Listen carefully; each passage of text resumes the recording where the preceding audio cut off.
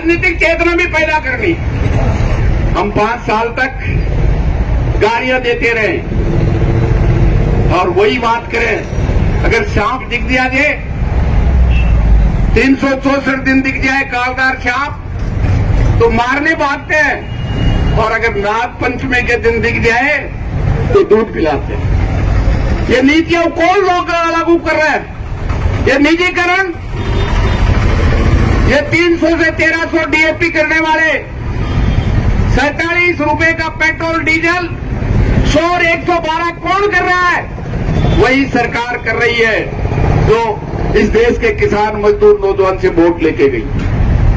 आज केवल किसान मजदूर और कर्मचारी परेशान नहीं है, छोटा इस देश का व्यापारी भी परेशान है, तमाम उसका खरीदार नहीं है। जब जनता की जेब में पैसा नहीं होगा तो बाजार में दुकान भी नहीं चलेगी। जिसकी 1 लाख की बिक्री थी रोज की वो 20,000 में, और जिसकी 20,000 की थी वो 2,000 में जोड़ता कर रहा है। इसलिए मेरा तो आपसे निवेदन है कि इसके खिलाफ वो चेतना भी पैदा करनी है। जो हमें मारने के लिए कानून बनाता है, जो हमें महंगाई से लूटने का, पेट्रोल और डीजल की रेट बढ़ने का मतलब है हर चीज की रेट बढ़ेगी, क्योंकि आज भी 90% सामान रोड के माध्यम से आता है, और रोड में जब पेट्रोल और डीजल का दाम बढ़ेगा, आज से 40 साल पहले अमीर की गाड़ी में, कार में पेट्रोल जलता था,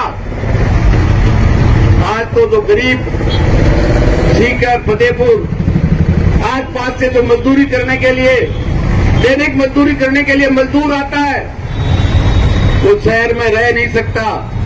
एक कमरे का किराया 3 से 5,000 रुपए एक कमरे का किराया, वो मोटरसाइकिल लेके आता है, कोई 30 किलोमीटर से आता है, कोई 40 किलोमीटर से आता है, वो 1 लीटर पेट्रोल जलाता है तो 70 रुपया केंद्र और राज्य सरकार के जमाने में टैक्स देता है। इसलिए लूट वैसी लूट है, जब राजा और रानियों का लागत बढ़ जाती थी तो कहते थे अभी टेढ़ा कर दो लगान, टेढ़ी कर दो बटाई। आज पेट्रोल और डीजल और बिजली से, क्योंकि उसके बगैर आज नहीं रह सकता। हमारी जैसी उम्र के लोगों ने, जिन्होंने 60 साल पार कर ली, जो गांव में रहते थे ज्यादातर, उन्होंने चिमनी और लालटेन से पढ़ लिए। क्या आज कोई चिमनी से पढ़ सकता है? इसलिए लूटने का तरीका केवल पेट्रोल, डीजल और बिजली से कर रहे हैं, और एक दूसरा मारने में कोई कमी नहीं छोड़ रहा।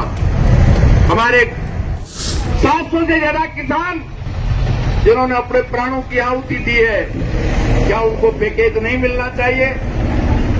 क्या जो लाखों किसानों पे 48,000 मुकदमे, झूठे मुकदमे के किसान आंदोलन नहीं करे, क्या वो वापिस नहीं होने चाहिए? क्या वो अपने खेत के लिए गए थे? वो इस देश को बचाने के लिए गए थे। सरकार ने सहमति दी थी, लेकिन हरियाणा के अलावा कहीं भी मुफ्त में वापिस नहीं हुए। केंद्र सरकार के 2 दफे जो रेल रोकने का प्रोग्राम था, लाखों लोगों के खिलाफ, आज भी वो मुकदमे पेंडिंग है। निश्चित रूप से इसलिए ये अभियान, लड़ाई खत्म नहीं की थी, स्थगित की थी। इसलिए मेरा तो आपसे निवेदन है, लेकिन मैं ये कह सकता हूं, इस देश के किसानों के खिलाफ बने हुए कानून वापिस लेने के लिए मजबूर किया, और जो श्रम कोड बनाया है इस देश के मजदूर और कर्मचारी के लिए, जो 44 कानून संघर्ष के माध्यम से बने थे, नरेंद्र मोदी ने कोरोना के वक्त उनको समाप्त करके 4 लेबर कोड बना दिए।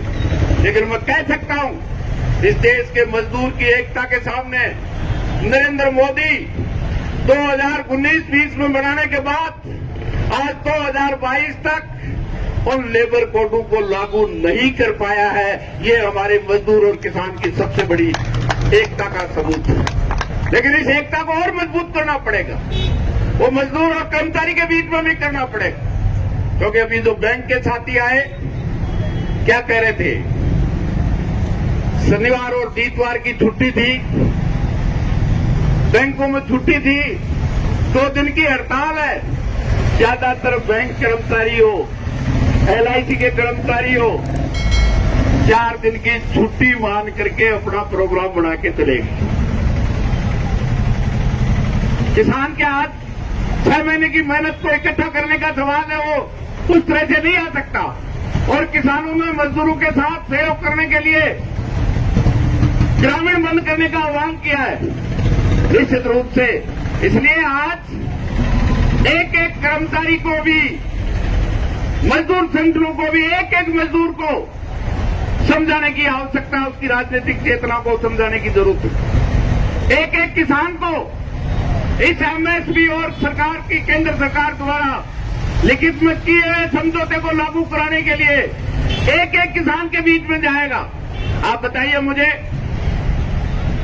आपने बिजली की रेट कम कराई किसान की 2005 से 2022 में वही लगती है। क्या किसी धर्म के आधार पे हुई है? जो 15 लाख किसान है, जो हिंदू भी है, मुसलमान भी है, सिख भी है, ईसाई भी होगा, हर जाति का किसान भी है, सबकी बिजली की रेट वही लगती है। इसलिए आज निश्चित रूप से इस लड़ाई को आगे बढ़ाने की आवश्यकता है, उस किसान को भी समझाने की आवश्यकता है। आज 23 फसलों की MSP है, घोषित होती है, लेकिन खरीद नहीं होती। ये बात अलग है कि आज कुछ चीजों के समर्थन मूल्य से ज्यादा है, और वो समर्थन मूल्य भी स्वामीनाथन के अनुसार नहीं है। जब 2014 में यही सरकार नौजवानों से 2 करोड़ को काम देने की बात करती थी, किसानों से लाभकारी भाव स्वामीनाथन को लागू करने का वायदा किया, काला धन 80 लाख करोड़ विदेश में वो शोधन में रहने का वायदा किया, और काम उल्टा किया। जब सुप्रीम कोर्ट में सुनवाई हुई तो देश की सरकार ने, नरेंद्र मोदी ने लिख के दिया कि स्वामीनाथन आयोग की रिपोर्ट अगर लागू कर दी गई देश में तो देश में अराजकता पैदा हो जाएगी। 5 रुपए में प्याज खरीद के 85 में बेचते तो देश विकास करता है, और किसान को लागत से थोड़ा सा ज्यादा 12 रुपए में प्याज खरीद ले सरकार तो देश बर्बाद हो जाएगा। इसलिए मेरा तो आपसे निवेदन है, निश्चित रूप से इस लड़ाई के लिए जिस तरह से असंतोष बढ़ रहा है, ये भारतीय जनता पार्टी सांप्रदायिक और कॉर्पोरेट का गठबंधन आज क्या हालत कर रही है। आज इस संतोष को धर्म के आधार और जाति के आधार पर बांटना चाहती है।